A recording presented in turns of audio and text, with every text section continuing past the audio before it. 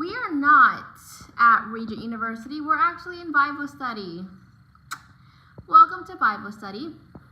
We are in Deuteronomy 31 through 33 this week.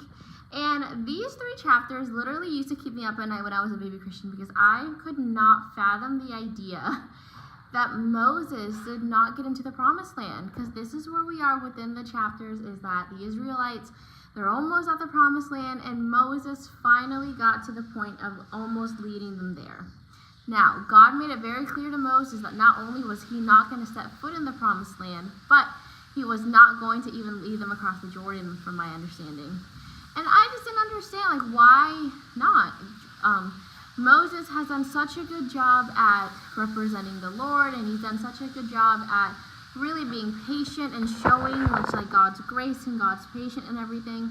And as I'm reading through commentaries and just really digging into just the Bible study, the reason that Moses was not allowed to is because he misrepresented God.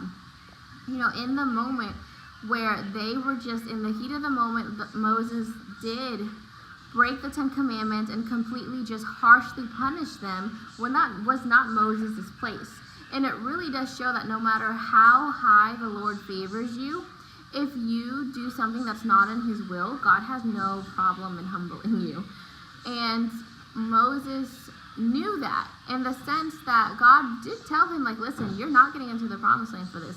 And although Moses literally went down in history as one of the most famous leaders, famous apostles, famous disciples, he still was not into the promised land. And what I find so beautiful, like bittersweet about that, is that although Moses knew that he wasn't going to get in the promised land, he still knew to follow God's commandment, and that was lead them to to the promised land, because of how important it was, not only for the Israelites, but also for just the promise that God had for them.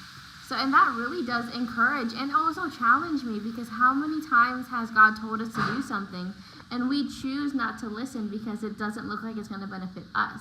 When the reality is that most of the time, God calls us for our good and his glory, and that means that we have to go through things that we don't want to go through, but it's all because God is trying to bring out the bigger picture. And in this case, it is the Israelites gaining their freedom.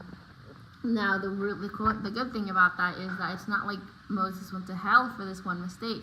God still honored him and had him in his glory later, but he still wasn't able to get to the promised land. So it's so good to be able to know that God still had him, but also to be challenged to not think that we are better than God. And God was so easy to be able to humble Moses in that way, but also know that, you know what, Moses, you did do a good job. This one slip up just I can't see through. You can't see it through, my boy. But nonetheless, God is still merciful, and he still had him for exactly where he needed him, and Moses is in the right throne of the Father with the Lord now.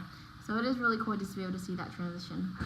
That's what I got out of it. What you guys got out of it? Go ahead, let me know.